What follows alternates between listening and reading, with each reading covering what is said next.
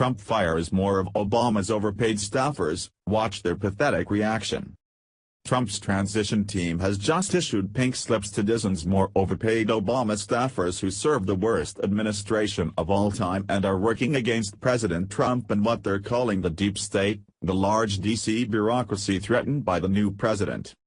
Since President Harry Truman began his first presidential term in 1945, only 35 presidential appointees have been fired, according to a report compiled by Larry Sabato, director of the University of Virginia Center for Politics, and published by Politico.Trump's predecessor, President Barack Obama, faced heavy pressure to fire Secretary of Health and Human Services Kathleen Sebelius after her bungled rollout of the Affordable Care Act, known as Obamacare, and Attorney General Eric Holder after Holder was found in contempt of Congress for refusing to hand over documents related to the Fast and Furious gun tracking scandal.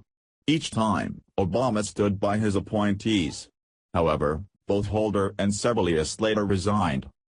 General Stanley McChrystal, whom Obama appointed to command U.S. troops in Afghanistan in 2008, was the highest-level appointee to be let go during Obama's 2 terms. McChrystal was forced out in 2010 after making unflattering remarks about the Obama administration during an interview with Rolling Stone magazine. Trump is truly draining the swamp, and this is just the beginning. Some background: The New York Times reports.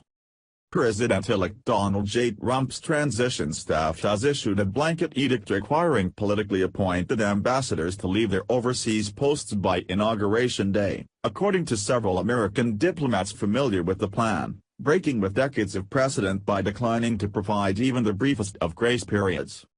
The mandate, issued without exceptions, according to a Tiers State Department cable sent on December 23, diplomats who saw it said, threatens to leave the United States without Senate-confirmed envoys for months in critical nations like Germany, Canada, and Britain.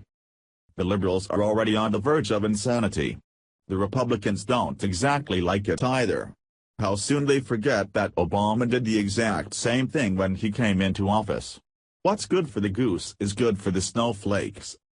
In the past, administrations of both parties have often granted extensions on a case-by-case basis to allow a handful of ambassadors, particularly those with school-age children, to remain in place for weeks or months. Obama has spent 8 years placing liberals, socialists, and even communists at all levels of government, and there is really not much reason to keep any of them. They have infected D.C., as well as even positions at the state and local level, working hard to change this great country into their version of a socialist utopia. A senior Trump transition official said there was no ill will in the move, but I imagine that it did come with a special kind of satisfaction. The liberals have spent 8 years being obnoxious elitists, and now their time has come. Bye-bye.